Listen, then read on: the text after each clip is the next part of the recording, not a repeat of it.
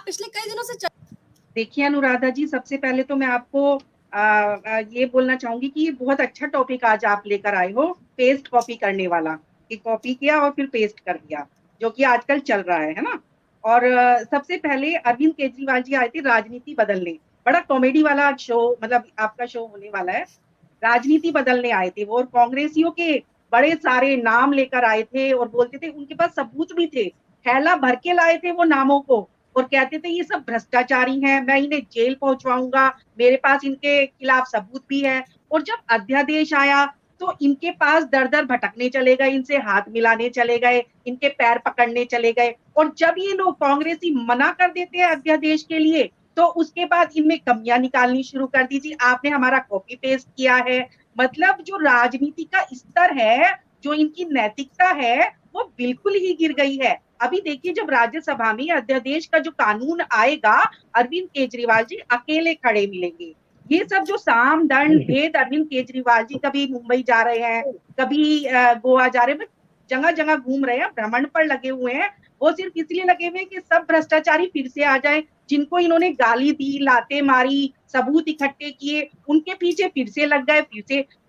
ऐसे ही राजनीति में इनको यू टर्न वाली राजनीति नहीं कहा जाता, जो अरविंद केजरीवाल जी कर रहे हैं आज। हर चीज को यू टर्न कर देते हैं, अपने भले के लिए कहीं भी चले जाते हैं, ऐसे इनको यू टर्न नहीं कहा जाता, क्योंकि इनको अपना भला चाहिए। अब आप कह रहे हो कि कॉपी पेस्ट करते हैं, हम बीजेपी वाले भी इनकी कॉपी पेस्ट करते हैं। अनुराधा जी, आप बताइए, हमारी पार्टी की कुछ नैतिकता है, कुछ विचारधारा है, इन झूठों की, भ्रष्टाचारियों की, यू टर्न करने वालों की, देश के टैक्स के पैसों से अपना महल खड़ा कर देने वालों की, अपने बच्चों की झूठी कसम खाने वालों की हम कैसे कॉपी पेस्ट कर सकते हैं? हम बिल्कुल भी नहीं कर सकते। हम राजनीति छोड़ सकते हैं, लेकिन इस तरह का राजनीति स्तर पर हम नहीं गिर सकते हैं।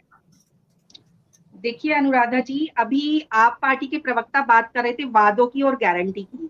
तो वादे और गारंटी जब इन्होंने शब्द बोले तो मुझे बड़ी हंसी आई, मैं बहुत अंदर से प्रसन्न हो रही थी इस वाक्य को लेके। गारंटी की अगर हम बात करें, मैं मध्य प्रदेश का भी टॉपिक पे आऊंगी थोड़ा सा, मैं इन्होंने जो गारंटी और वादों की बात करी है, मैं उस पर भी अपनी समीक्षा देना चाहूंगी। तो गारंटी की अगर हम बात करें, वादों की अगर हम बात करें, तो जमुना जी का स्तर आप देखो, 8 साल से ये लोग बोल रहे हैं हम वादा करते हैं, हम गारंटी देते हैं, साफ करेंगे। प्रदूषण का स्तर ले लो, आप भी उसी वातावरण में रहते हैं, हम भी उसी वातावरण में रहते हैं। 8 साल से प्रोमिस हो रहे हैं, वादे हो रहे हैं, गारंटी दी जा रही है, आज तक प्रदूषण साफ नहीं हुआ। जब हवा साफ चलने लगती है तो अरविंद केजरीवाल जी का ट्वीट आता है, देखो आज वातावरण साफ हो गया है। ऐसी आप बसें ले लो, अभी कांग्रेस पार्टी के प्रवक्ता को मैं सुन रही थी, बिल्कुल ठीक बोल रहे थे। जब शीला दीक्षित जी की सरकार थी, तब की बसें आज धू धू करके जल रही हैं, लेकिन अरविंद केजरीवाल जी आज तक एक बस नहीं लेकर आए दिल्ली में। मैं आपके प्रवक्ता को कुछ नहीं बोलूंगी, क्योंकि उनका एक ड्यूटी है, उनको चैनल पर आकर बोलना, स्क्रिप्ट लिख कर लाए, बेचारे बोल भी नहीं सकते उसके खिलाफ, उनको भी सब पता है कि क्या चल रहा है। अरविंद केजरीवाल जी जो स्कीम लाते हैं वो स्कैम करने के लिए लाते हैं, तो हम इनकी कोई भी योजना कॉपी पेस्ट नहीं किया करते हैं। और रही बात, जैसे आप बोल रहे हो कि अध्यादेश पहले आने वाला था, अब नहीं, ये लोग साथ नहीं दे रहे कांग्रेस वाले, तो इसके लिए एक बहुत बड़ा एग्जांपल है ज्ञानी बिल्ली खंबा नोचे। अब कांग्रेस पार्टी इनको समर्थन नहीं दे रही, तो उनमें अब ये लोग गलतियां निकालना शुरू कर दी है। आज देखिए दिल्ली में जिस तरह का वातावरण है, दिल्ली बहुत सारा, मतलब 15-20 साल पीछे चली गई है। अगर केजरीवाल जी को स्कीम लानी है, तो जैसे केंद्र सरकार सब्सिडी देती है, डायरेक्ट खातों में उनके पैसे जाता है, इस तरह से क्यों नहीं लाते? कांग्रेस सरकार थी, कहती थी 1 रुपये में से 15 पैसा पहुंचता है गरीबों के पास। अभी आप पार्टी आई है, ये रेवड़ीवाल पार्टी है, ये 20% का लालच देती है गरीबों को, ये पाकिस्तान और हमारे जो देश को पाकिस्तान और श्रीलंका बनाना चाहती है। लेकिन जो हमारी भारतीय जनता पार्टी है, वो गरीबों के खातों में डायरेक्ट पैसा पहुंचाती है, एक भी पैसे का भ्रष्टाचार नहीं किया करती है। आप देखो किसानों के खातों में, आप देखो माताओं बहनों जिन्होंने कोरोना काल में रहे, उनके डायरेक्ट खातों में पैसा पहुंचा। आप देखो हर चीज में वो लोग कोशिश करते हैं, केंद्र सरकार कोशिश करती है कि डायरेक्ट खातों में पैसा जाए।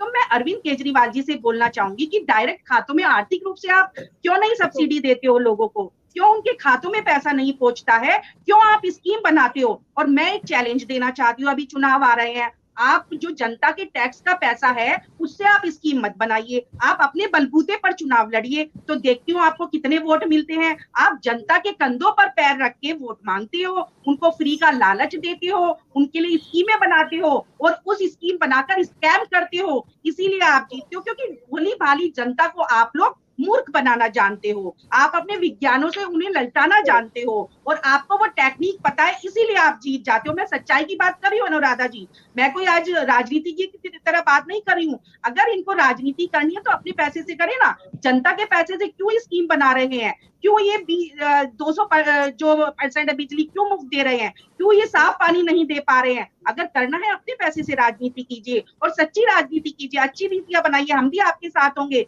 लेकिन नहीं, आपने तो श्रीलंका और इसको पाकिस्तान बनाने की कसम खा रखी है। आपने जो दिल्ली का आज माहौल बना दिया है वो आने वाले टाइम में और बिगड़ने वाला है।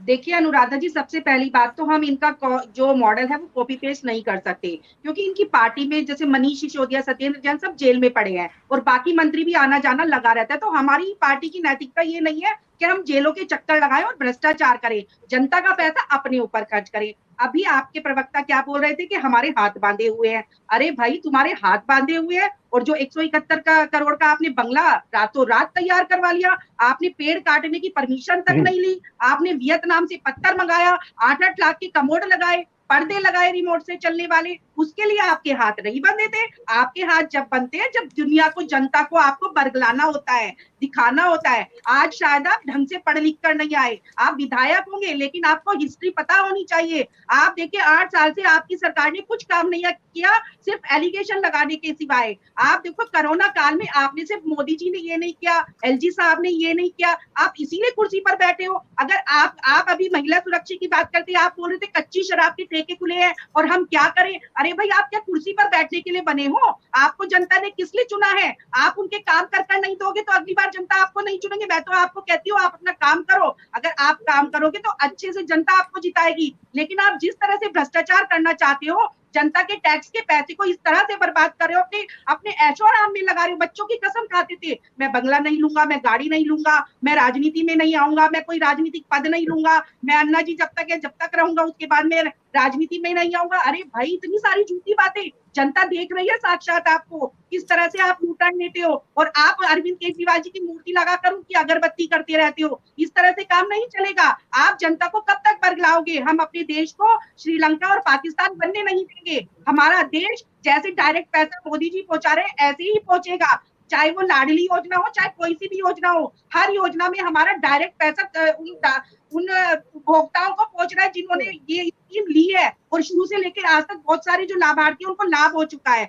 और जिस तरह की आप योजनाएं बनाते हो, आप अपनी स्कैम के लिए योजनाएं बना रहे हो। क्योंकि अनुराधा जी, बहुत अच्छा क्वेश्चन आपने किया और मैं इसका जवाब भी बहुत अच्छे से ही दूंगी आपको। आप देखिए, एलजी साहब की या फिर केंद्र सरकार की सब तरह की जिम्मेदारी है, लेकिन दिल्ली में जिम्मेदारी आप पार्टी की क्या बनती है? रोहिंग्याओं को बसाने की और बांग्लादेशियों को बसाने की, उनको सैलरी देने की और कोरोना काल में उनको पालन पोषण करने की, ये जिम्मेदारी अरविंद केजरीवाल जी की है। लेकिन जब क्राइम होता है तो वो केंद्र सरकार की जो होती है जिम्मेदारी होती है। कितनी दोगुली बातें करते हैं। और रही बात शराब घोटालों की, जो अभी बोल रहे थे कि कच्ची शराब हमारे एरिया में बन रही है और हमने कंप्लेंट भी की है। भाई, आपने कंप्लेंट की है, कहाँ है आपकी एफआईआर, कहाँ है आपका स्टिंग ऑपरेशन? आप दुनिया को दिखाओ ना वीडियो बना के। इतनी हिम्मत नहीं है क्या आप में? आप अगर शराब का इस तरह से व्यापार हो रहा है, कच्ची शराब बन रही है, आप लोग सबूत तो पेश नहीं करते हो, सिर्फ टीवी पर आकर बोलते हो। कभी बोलते हो हमारे एमएलए खरीद लिए, कभी हमारा कुछ खरीद लिया, कभी भी आप एविडेंस नहीं दे पाए, कभी भी आप सबूत नहीं दे पाए, और सिर्फ टीवी पर आकर बोलना, विज्ञापन करना और पीसी करना, यही काम आप लोगों का रह गया है। अभी अनुराधा जी, मेरा शायद आपको जवाब मिल गया होगा कि केंद्र सरकार की सारी जिम्मेदारी है, लेकिन दिल्ली सरकार की कोई जिम्मेदारी नहीं है। वो क्यों रोहिंग्या और बांग्लादेशियों को बता रही है, क्यों उनको सैलरी दे रही है? इन्होंने दिल्ली के क्राइम करने का हर चीज के लिए दिल्ली को संप्रदिष्टा करने की बातें करते हैं। मतलब दिल्ली में जितने भी क्राइम हो रहे हैं उनको एक पर्टिकुलर धर्म से जोड़ दिया कि रोहिंग्या है वो करते हैं। अरे सारे के सारे बीजेपी के नेता भ्रष्टाचारी हैं, सारे रेपिस्ट के काम करता है और नेता हैं जो ये क्राइम करते हैं। बेकार की बातें कर रहे हैं। जब देखिए अनुराधा जी, झूठ तो कोई कितना भी बोल ले, लेकिन जो सच है वो सूरज के सामने हाथ रखने से कोई अंधेरा नहीं हो जाता है। आप बताइए, मैं इतनी सारी योजनाएं दिल्ली में जो केंद्र सरकार ने दिया मैं गिनवा सकती हूँ।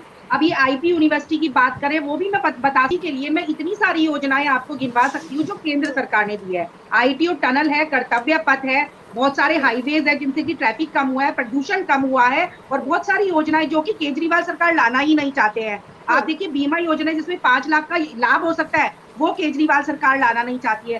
राशन की योजना है, वैक्सीनेशन है, इतने बड़े बड़े टास्क केंद्र सरकार ने किए हैं जिसका कि जो श्रेय है ये आप सरकार लेना चाहती है। तो मैं यही कहना चाहूंगी कि ये बोलते हैं कि हमें काम करने दो, तो हम इनको काम करने को मना नहीं कर रहे हैं। आप काम करिए, कूड़े के पहाड़ भी कम कराइए, नालियां भी साफ कीजिए, सड़कें भी साफ कराइए, लाइटें भी ठीक कराइए, सड़कें भी ठीक कराइए। हम तो चाहते हैं कि काम हो और दिल्ली में प्रगति हो।